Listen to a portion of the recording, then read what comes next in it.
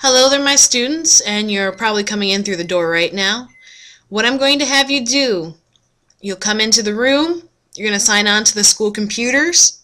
If you can't remember, your username just to get the computer started is first name, last name, and your password is KTC12, as you see right here and right here.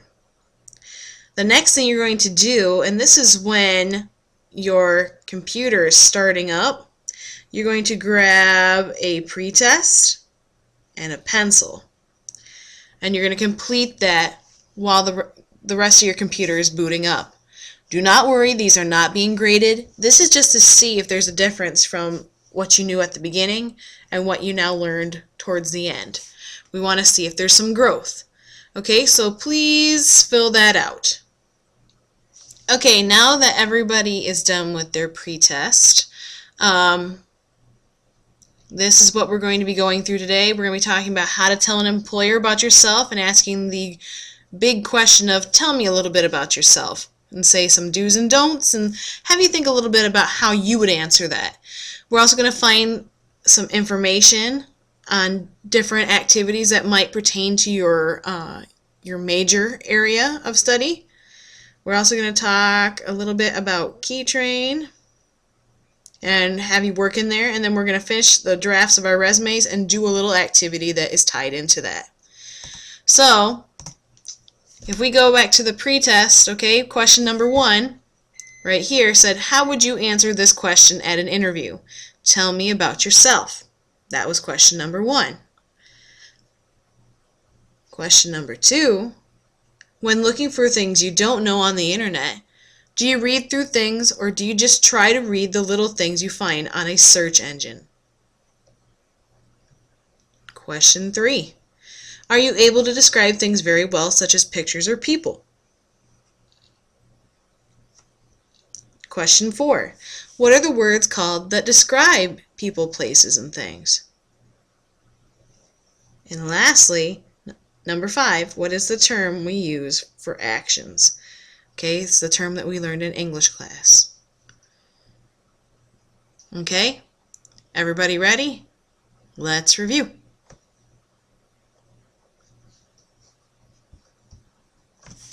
Okay, so we're going to start right here at this spot. We're going to be saying, here we go, we're going to be talking about how to answer the question that a boss would ask you.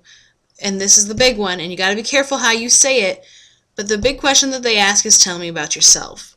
We're going to watch a video, and we're going to try to see what this person tells us to be aware of to make sure that we don't make a big boo-boo at our interview. Okay, so let's watch this. Okay, so now we're going to talk about how could we answer this question. As you heard her say in the video, you don't want to give them your whole life story, but you want to make sure that you at least give them a little bit of a brief history about the events that made you who you are, and also just bring up events in your life that could show that you have some good skills or some good qualities. Hey, doesn't this sound familiar? Doesn't this sound like the Uniquely Me page that we typed up? You know, some type of thing that you do all the time, how that could apply to you. Look at that. English class applies to life, and it applies to your career. And even though you might know your stuff in hospitality class or retail or any of that stuff, you need to be able to speak and be able to get through that interview to get the job. Okay? So it's very important. Okay, so there's also some other questions that are asked at an interview. As you see at the top of the slide, it's the title. You might also be told, okay, yeah, tell me about yourself. But most of the time, and I've had quite a few interviews, we also get asked, why do you want to work here? Why did you apply for this job? I mean, it's usually a really good thing to show that, hey, I was looking at this and this is something I was really interested in. It doesn't really ever necessarily impress an employer when you go there and you said, oh, I just really needed a job and I was just randomly looking through the newspaper and just saw yours and thought, hey, I might as well. Yeah, that doesn't necessarily stand out too well.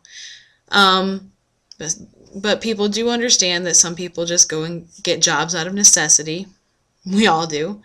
They might also ask you, what do you think will make you a great person on this job? Hey, that sounds a little bit like the uniquely me thing as well. And they also ask sometimes, do you have any questions for us? What do you want to know about this job that you don't know? And I mean, that's actually pretty cool. I love it when they actually ask that. So those are some things that might happen at an interview.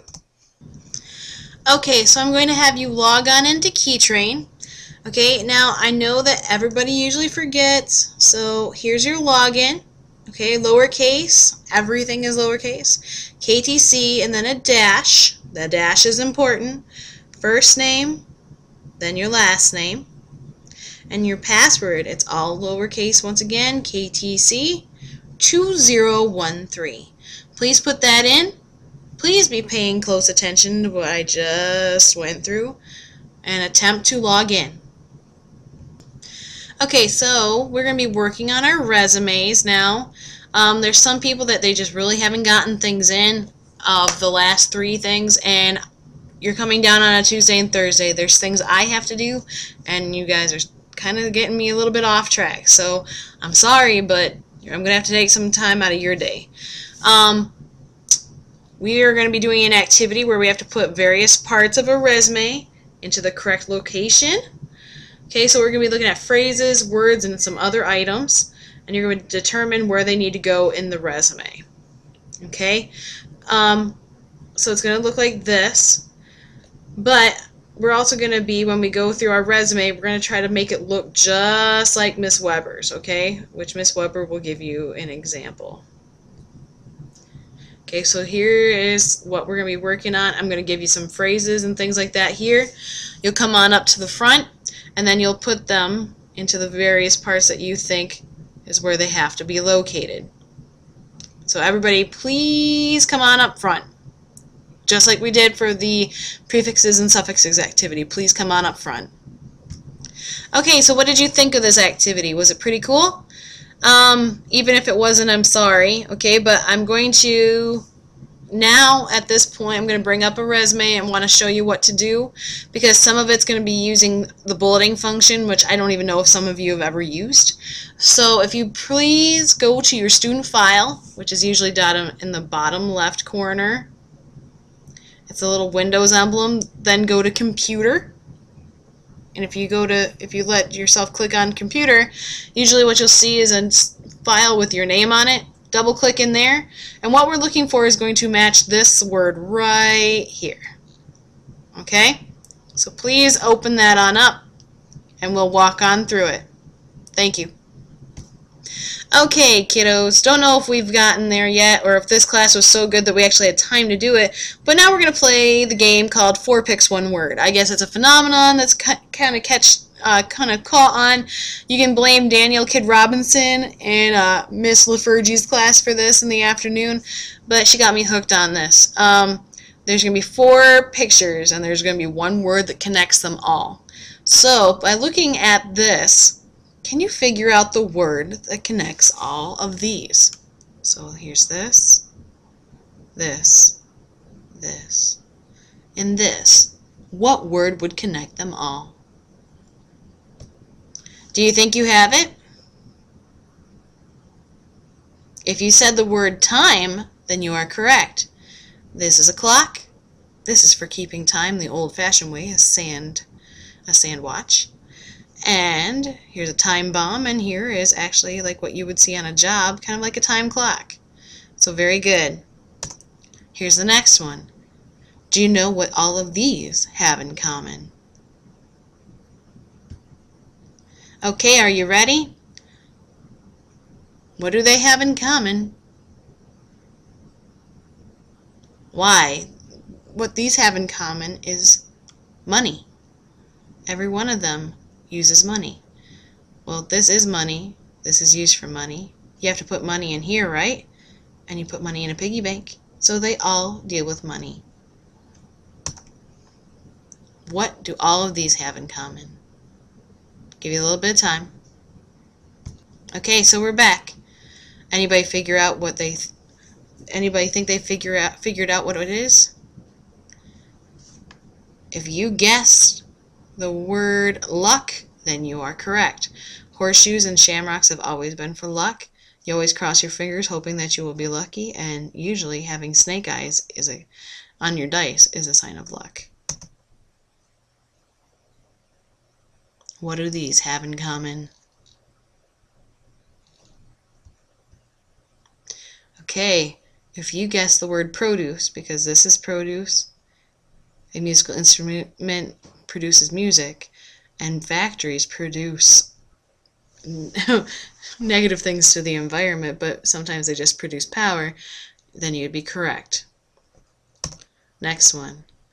What do we see in every one of these? Okay, if you guessed that every single one of these dealt with thinking, then you'd be correct. Very good job. Okay, very last one. What do all four of these pictures have in common?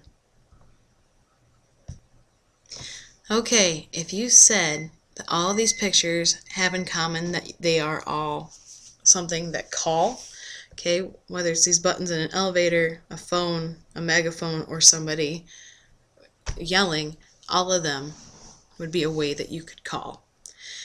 So anyway, thank you guys for being such a great group, and I can't wait to have you in here the next time I'll see you, which will be, oh my goodness, after spring break. So have a great one, okay? Goodbye.